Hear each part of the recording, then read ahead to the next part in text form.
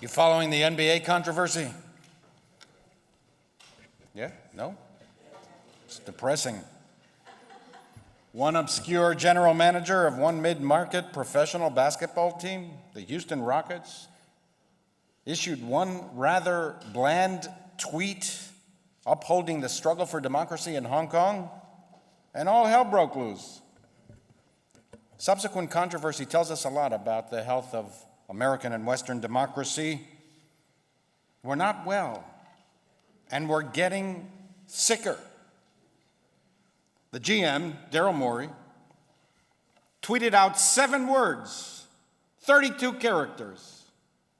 Fight for freedom, stand with Hong Kong. So what? Big deal. Who cares what the Houston Rockets general manager thinks about anything? Who ever heard of him before?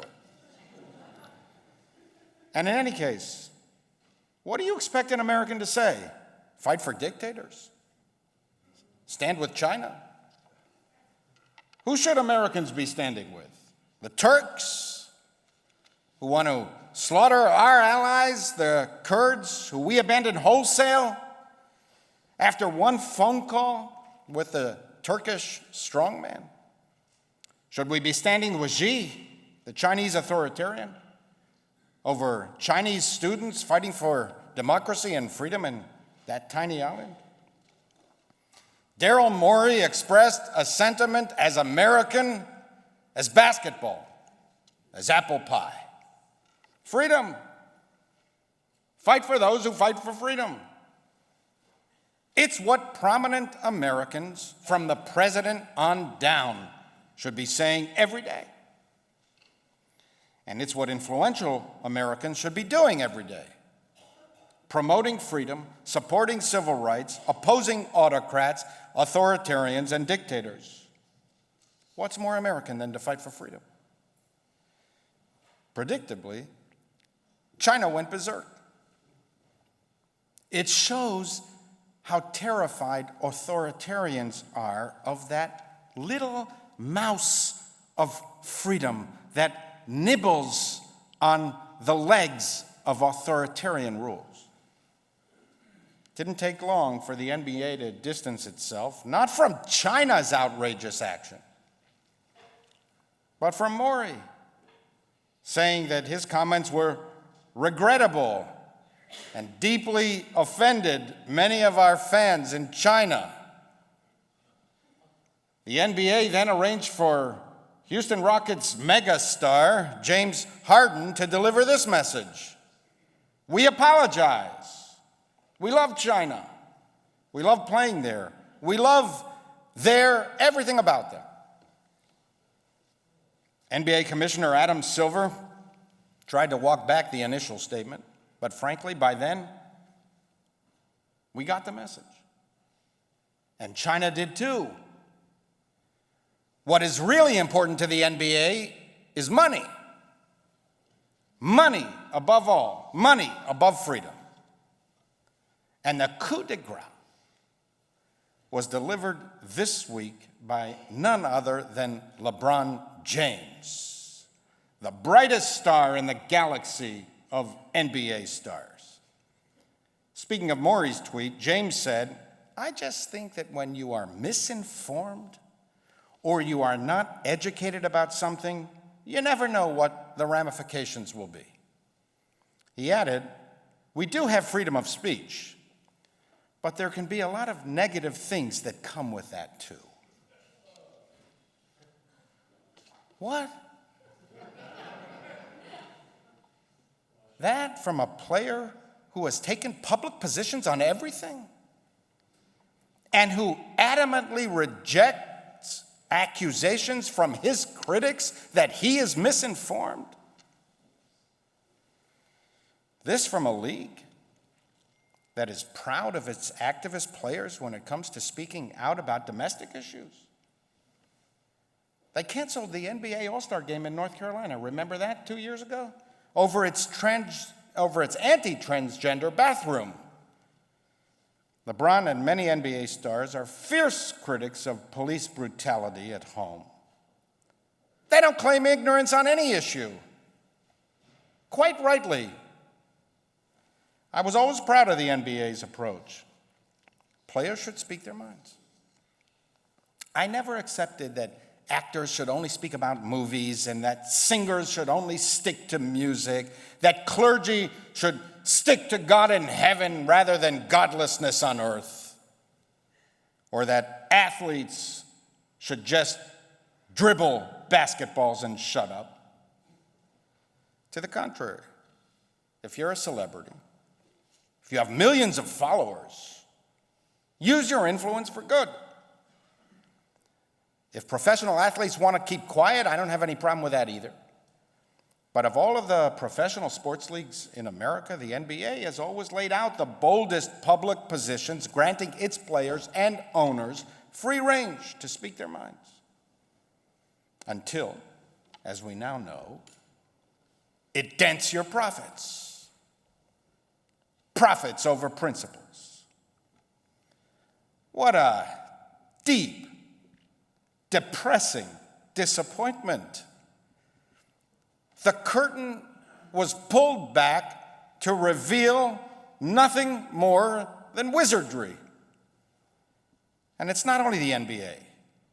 Many Western companies bend the knee to Chinese authoritarianism, compromising their values and ours for deals, profits, and money. See how much easier it is to pay lip service to liberty than to actually live it? Freedom comes to us so easily nowadays that we assume it's the natural condition of society. We rarely think about the frailty of freedom, how hard it is to achieve and how quickly it can dissolve. We forget that most human beings who ever walked the face of the earth were not free. Most people today are not free.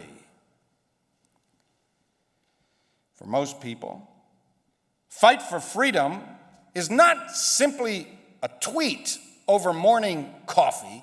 It's a brutal and costly reality. Stand with Hong Kong is not simply a nice little expression of political correctness. It's a daily fight to thwart the grim reaper threatening to lay waste to Hong Kong democracy. We assume that we live at the end of history, when all of the great ideological battles of our times have been won. It's not so. We must be vigilant. Every generation must struggle anew. This is a central teaching of Judaism. Our sages warn that liberty is always threatened from within, our own personal weaknesses, and from without, from enemies seeking to dominate us. It's why we tell and retell the story of the Exodus. You have to tell it and retell it over and over again, all the time, generation after generation, because liberty is always fragile. It's always at risk. We are always inclined to compromise our values for fame, fortune, safety, security, and Nike shoes deals. What constitutes the bulwark of our liberty? Asked Abraham Lincoln. It's not our frowning battlements, our bristling seacoasts, our army, and our navy. All of these may be turned against us. Our reliance is in the love of liberty, which God has planted in us. Our defense is in the spirit that prized liberty as the heritage of all. That liberty was not given to the people of this country alone, but that in due time, the weights would be lifted from the shoulders of all, and that all would have an equal chance. It's the most Jewish of sentiments. Lincoln, Washington, Jefferson, Madison, Hamilton, they inherited their love of liberty from the Jews. They were steeped in the Bible. And it was the ancient Israelites who first carved out these principles into the bedrock of Western civilization. We wrote the first chapters of the right of people to be free. A right bestowed not by pharaohs, kings, strong men, or dictators, but by God. We are endowed by our Creator with the right to be free. Kratem dror ba'aretz lechol yoshvea, and you shall proclaim liberty throughout the land. Do you remember where you heard that? You remember someplace in Philadelphia? Carved into the Liberty Bell itself. That's where the founders got it from Leviticus. This Jewish value constitutes the essence of the American spirit. To be an American is to love liberty. It is to spread liberty to the four corners of the globe. America is a beacon, a torch, the standard bearer of the highest hopes and noblest aspirations of mankind, the last best hope on earth. One of the reasons the Bible gives for building a sukkah is to commemorate the Exodus from Egypt. Basukot teshvu shiv'at yamim.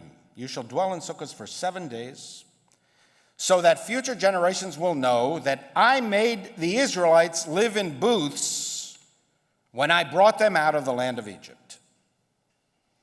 Thus, Sukkot is a festival of freedom. It reminds us of the Exodus. But not only that, we are commanded to construct sukkahs to teach us that freedom is hard work. Remember how a sukkah is constructed? It's fragile.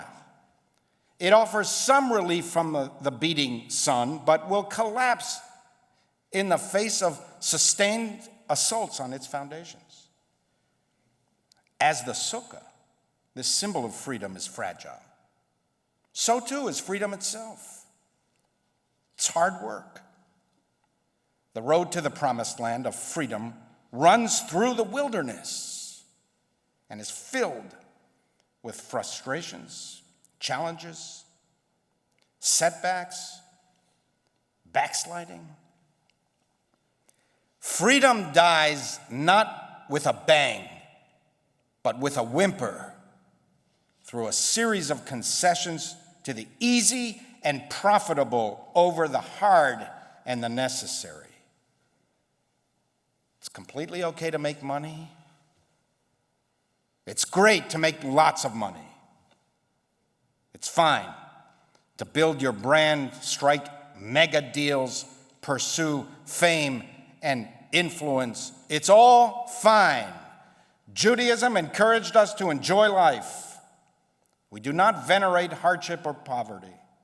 To the contrary, we admire those who are successful as a result of their own honest efforts, and we encourage them to be generous with others. But remember, you have earned these blessings because of America. You have eaten of the fruit of the tree of liberty. American democracy, the American dream, these allowed for your wealth, your influence, your many gifts, your privileges. The NBA is the NBA because of America. And we stand for freedom. We must be vigilant at all times. We must work constantly to strengthen the sukkah of freedom. We forget how hard is the work. We often prefer the easy way. Only benefits, not sacrifice. We shall not resist the evils of the world if we take the easy way in all things.